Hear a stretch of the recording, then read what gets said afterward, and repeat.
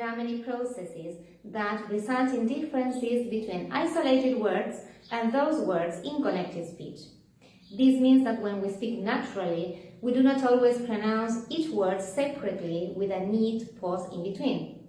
So, the ending sound of a word may affect the beginning of the next one. So we can hear, for example, sounds that are added, or omitted, or even changed. These processes are called features of connected speech. Today we are going to see some examples of assimilation, elision, intrusion, and smoothing. Elision.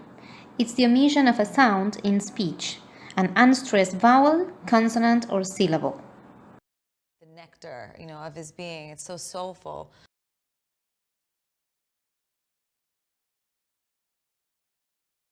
Only know you love her when you let her go.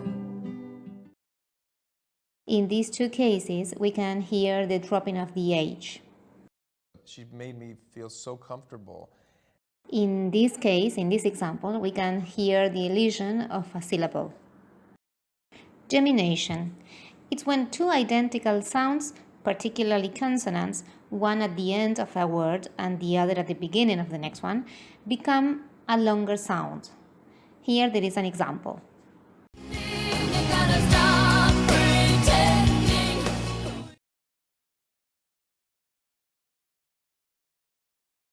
Assimilation. It's a process by which a speech sound becomes similar or identical to a neighboring sound. It can be progressive, regressive, or coalescence. When the assimilation is progressive, it means that one sound influences the following sound. Here you have some examples, as for example in the word happen and second. When the assimilation is regressive, it means that a following sound has an effect on a preceding one. Here we have some examples. For example, that man, that girl, good pen, good concert, 10 players, 10 cups. And in the case of this shop, those churches. When the assimilation is coalescent, it means that there is a fusion of forms. Here we have some examples. For example, what you want, did you, in case you need it, has your letter come? Now look at the examples in these video clips.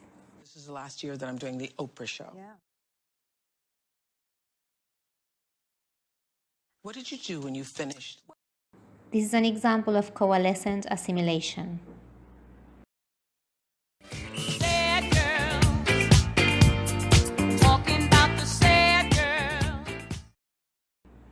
This is an example of regressive assimilation.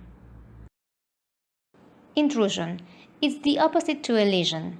You include a sound that is not there in order to make them easier to say. Some examples of these are the intrusive ya and wa. I came to the end of Hallows. Here we have an example of the intrusive ya.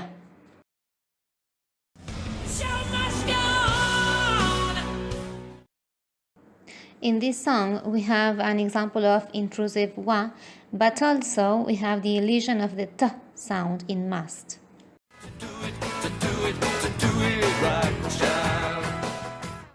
Here we have another example of the intrusive wa. Smoothing. It's a process in which diphthongs followed by a schwa are weakened or even left out altogether.